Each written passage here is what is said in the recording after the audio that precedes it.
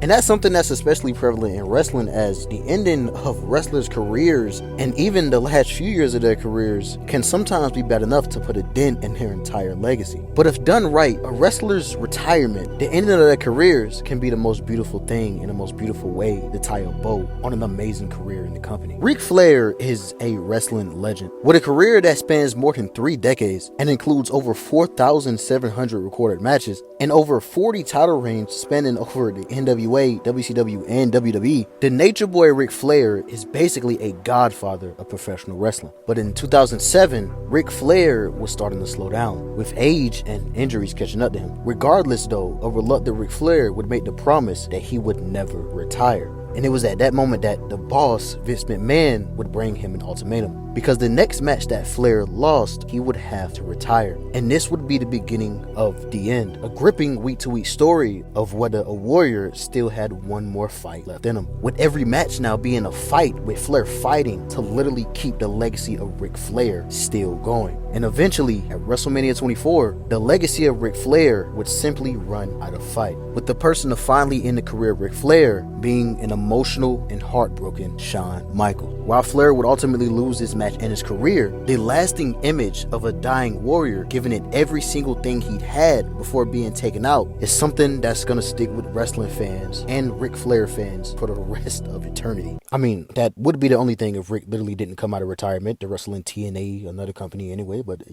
but the end of his WWE career, you get it. I use that example to say a retirement match and a retirement storyline doesn't have to be that hard. It doesn't have to be difficult at all, actually. It can be the most simplest storylines of someone just fighting to keep their legacy alive, or someone being simply willing to die behind a certain amount of respect or a certain achievement, or even just a warrior at the end of his lifespan simply wanting to face off against his toughest rival just one more time.